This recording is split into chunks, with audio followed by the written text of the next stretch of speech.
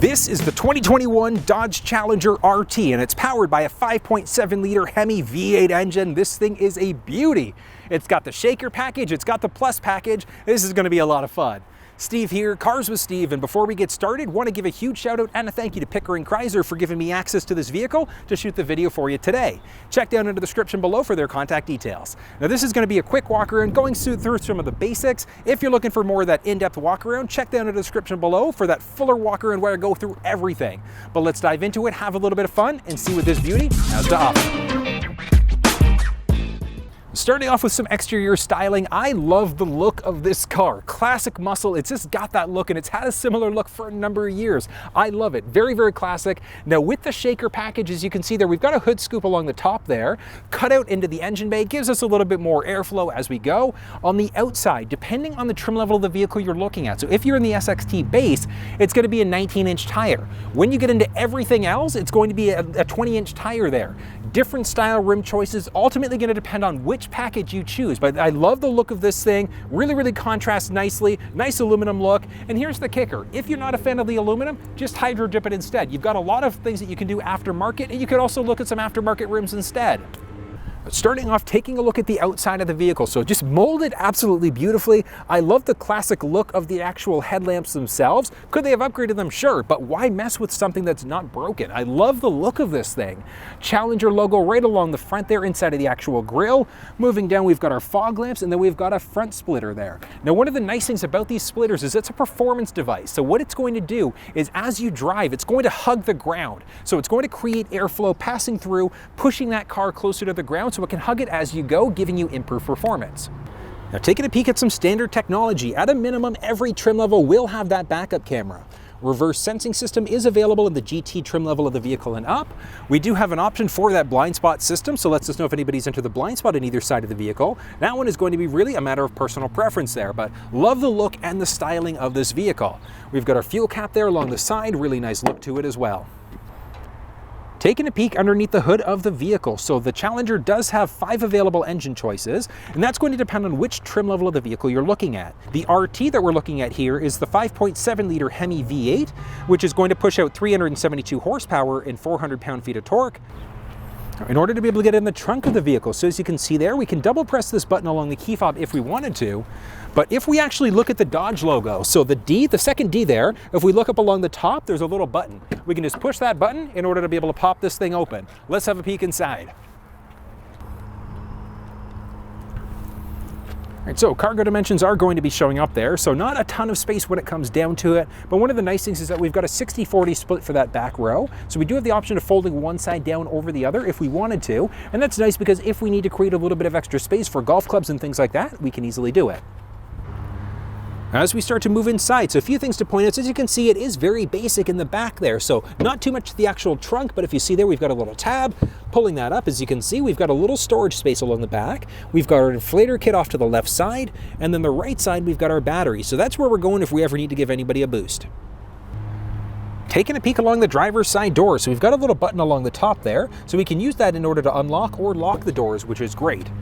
So taking a look along the actual body styling there, so really, really nice look to it along the top, depending on the trim level of the vehicle that you've got, or the packages I should say. So in the Plus package, we've got seat memory buttons, we've got a power adjustable steering wheel, and we've also got power adjustable driver and passenger seats as well. So that's going to be standard inside of the Plus package of the vehicle. Along the door there, we can adjust our side view mirrors, and then we've also got our window up and down, as well as our lock and our unlock button. As we start to move down, we've got our actual door handle, and then a little water bottle holder along the side as well. As we look just to the left-hand side of the steering wheel, so we've got a few different buttons there. So firstly, we've got our running lamp selector, so we can figure out what's going on with our running lamps. We can increase or decrease the brightness of that instrument cluster screen in the middle, and we've also got the option of opening up our trunk from the inside as well. And moving down a little bit, as you can see, we've got our park brake release, we've got our hood latch, so we can easily pop the hood if we want to, and we've got our parking brake. Now this is the 6-speed manual transmission, which is why we've got the 3 pedals along the bottom there, but if you had the 8-speed automatic instead, you would just have the gas and the brake pedal instead. Now taking a look, as you can see there, this thing does have back seats, but realistically, you're not really gonna be able to get many people back here. Like, I'm 6 feet tall. With the driver's seat set up for somebody 6 feet tall, there is no way I'm getting back there comfortably. There is a decent amount of headspace though, so if you've got some young kids, they may fit in the back here. Now, having said that, in the middle, we also do have a cup holder there, so we can pull that down, and then it's a 60-40 split for the seats, for the bench in the back, so we can fold one side down or the other if we need to create a little bit more space in that trunk. Adjusting the driver's seat inside of the Challenger is a partial power process, might be manual depending on which trim level of the vehicle you've got, as well as what package choices you've got. Adjusting the seat along the left-hand side, we've got a series of toggles. Very first one is going to bring the seat forwards or backwards. We can go up or down with it as well. Now, one of the interesting things, I'm 6 feet tall. I've got maybe an inch of headspace up overhead. So if you're a little bit taller, you might have to recline the seat fully and move back a tiny little bit more, but even still 6'3", 6'4" maybe, in order to comfortably be able to fit inside of this thing. Now, the second toggle, there's a little circular button there, and that's going to be for our power lumbar support. And then the last one is going to be a little latch, and that's going to be for the backrest. So we can move that forwards or backwards as necessary. Once you've got that perfect position, you're just going to release, and you're set to go. Next up, let's take a peek at the steering wheel of the vehicle. So this is just going to be the short look at the steering wheel, the buttons, as well as that media screen. If you're looking for the more in-depth walk around, check down in the description below for that full video instead. But let's go through some of the basics. So starting off on the left-hand side, as you can see there, we've got a directional pad, which is going to let us adjust what's going on with that instrument cluster screen. So we can flip between active screens there, and as we go left and right, we can look between different sub-screens inside of each one of those screens as well. So we've got different performance screens there. We can see what's going on with lap timers and things like that. Now, as we start to move down again, tons of different options, trip counters, audio, messages, screen setup, and things like that. Moving down a little bit more, we can either answer or hang up on a phone call, and we've got our voice command prompt. So that's going to let us change radio stations, make phone calls, or if our vehicle is equipped with navigation, we could use that to in order to navigate instead. Now, one of the nice things is that middle screen does support Android Auto and Apple CarPlay, which means that we can use either Siri or our Google Assistant by pressing this button as well. Moving off to the right-hand side of the screen, we do have a regular cruise control system as well. So regular cruise, very straightforward. If you use it, your choice, but this is a 6-speed, so again, up to you whether or not you decide to use that thing, but you've got the ability to turn it on, increase or decrease, cancel or resume. Now, as we start to move forward, a few things to point out. So as you can see there, we've got our turning stick there. So turning stick, we can flip our high beams on, and we can also push in order to be able to turn on our windshield wiper fluid as well. So very straightforward there. As we start to move off to the right side, so this UConnect screen, it's going to be the standard screen inside of some trim levels of the vehicle. The base trim level is going to be a 7-inch, but we can upgrade it to this one instead. Now, on top of that, this one does have factory navigation. That's not standard inside of the vehicle, but we can add it on as an option. We can do that at time of ordering from the factory. But as you can see there, very basic. We can switch between AM, FM, Sirius, XM, etc. We can select different sources, so if our phone is connected, things like that as well. Moving that back down again, we can press a hotkey in order to get to our maps. We can look at our favorites as well. As we start to move down, we've got some basic for our climate control. This is going to be the more advanced version of our climate control settings because we do have some basics just down in that center stack as well. But moving back up, we've got our air conditioning control. We've also got our air circulation, auto setting. We can figure out if it's going to our windshield face, feet, etc. We've got a control setting there. Now, if your vehicle is equipped with heated and cooled seats, that's going to show up. If it's not available, that's not going to be there. It's really that simple. So you do have to get that at time of ordering from the factory as well. Auto dimming mirrors, so looking along the top there, as you can see there, we do have a rear view mirror that is auto dimming. What that means is if it senses an oncoming vehicle in behind you and then it's a little bit bright, it's actually going to dim that screen out for you automatically.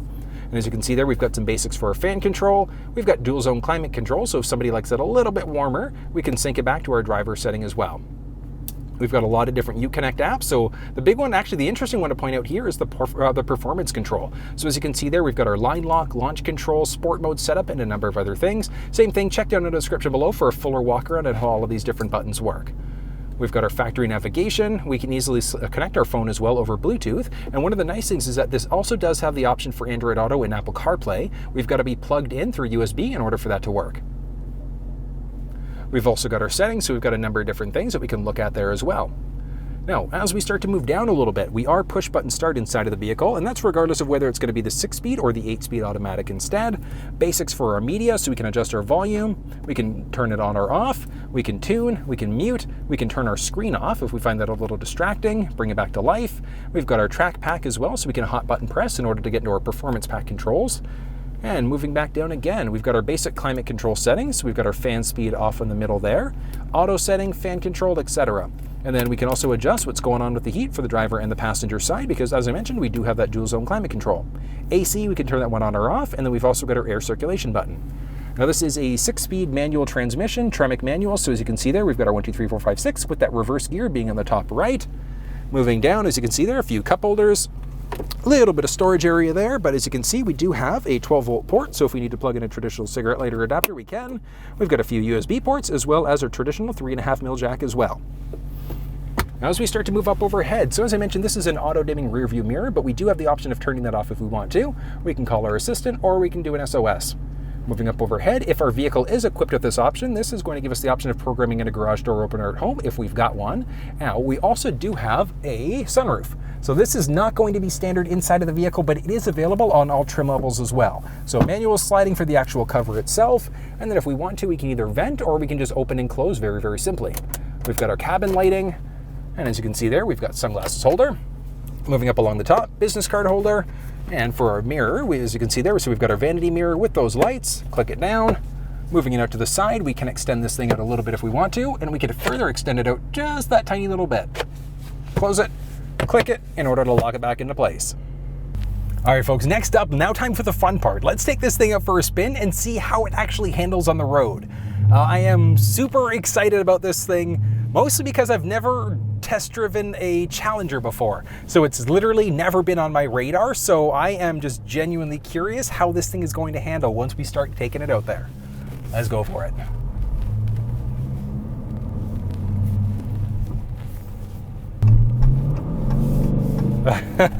Oh no, this is gonna be good. Oh, this is gonna be good.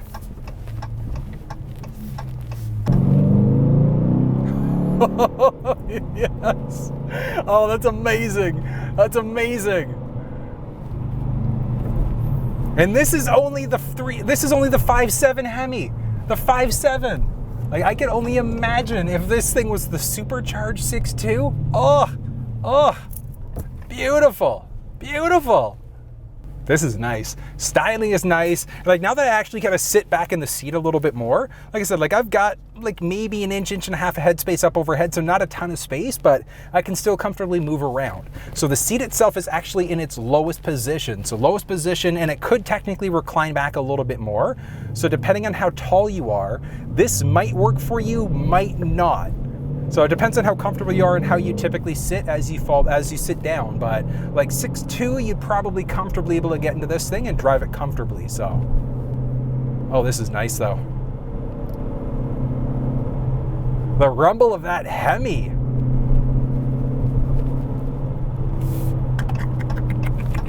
Okay. Oh, that sounds so nice.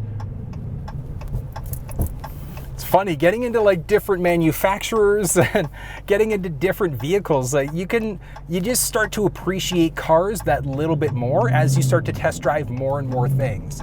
So that's something that I recommend. Like even if you're still kind of sure which type of vehicle you want to go for, test drive some things, because you never know what you're going to fall in love with until you actually start driving things.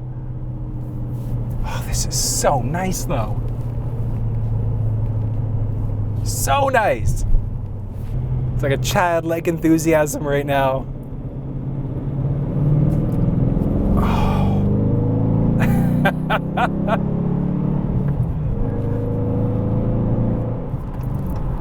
Okay, that is really cool. Oh, that's really nice. Wow. You never know. You don't know what you don't know, and until you start test driving, you have no idea what things are going to be like on the road. I never would have anticipated that this would have felt like this. This is incredible. And this is just the 5.7. Oh! But I guess the same could be said about every car at the end of the day, though, because this is the base end, like, oh, I say base, like this is the 5.7 Hemi with nothing done to it. You throw a supercharger or a turbocharger onto it, you do an ECU tune as well, it's gonna be night and day. Oh, so cool.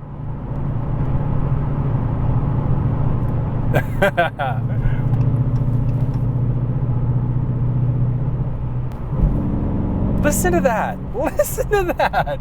That's amazing. That's amazing.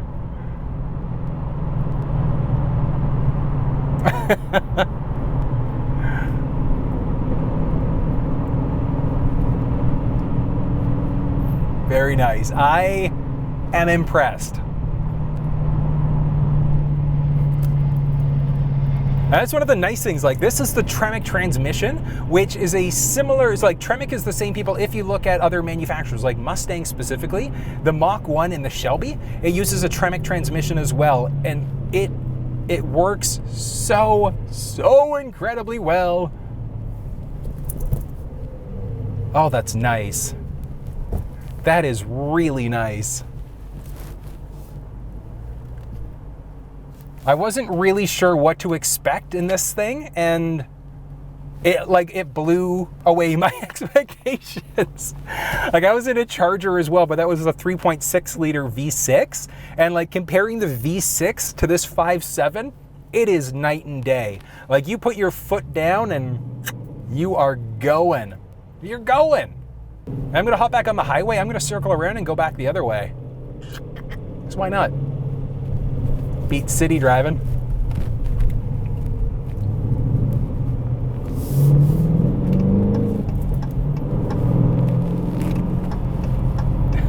Here we go. It's one of those things where, like, you get behind the wheel of a nice car and you're like, I kind of want to open it up a bit, but then you got to remember you're test driving a car and it's not yours. Because what I'd love to do is fishtail this thing around the on-ramp, but realistically, that's probably not a good idea, so I won't do it. But I'll give it gas right now. Listen to that.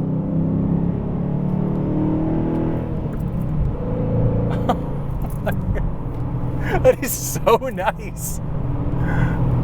Oh, that is so nice. I'm like a child right now.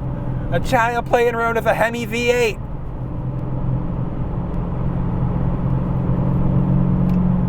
I am trying to be good with it. Like, this is me consciously driving nicely inside of this car. Ugh. All right, Dodge Challenger guys, I get it. I get why you choose to go with the Challenger. This is a nice ride.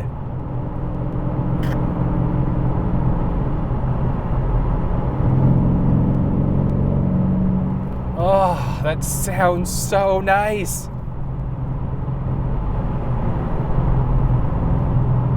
Nice and responsive, like foot down, and she just opens up.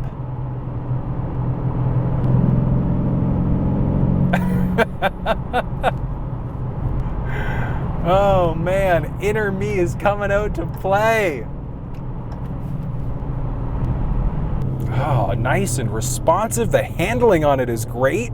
And this is rear wheel drive, like, so it works really, really nicely. Like, could you technically use this as a year-round driver? Absolutely. I mean, if you're in Canada though, or in those northern states where you're typically gonna be getting snow, just throw some bags of rock salt in the back there and you're set to go.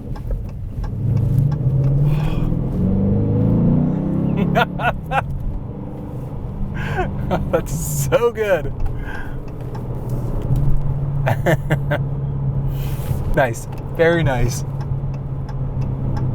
And like I said, I'm 6 feet tall. Like, I can clearly see over the dash there. I can easily see kind of what's going on around me as well, so that's nice. The view, typically that'd be blocked off from a pillar. Like, there's a tiny bit of the view that's blocked for me there for the blind spot. We've got the blind spot system as part of one of the packages though, so realistically, I'm not overly concerned there because I don't think you're gonna have any issues seeing as you look around. Oh.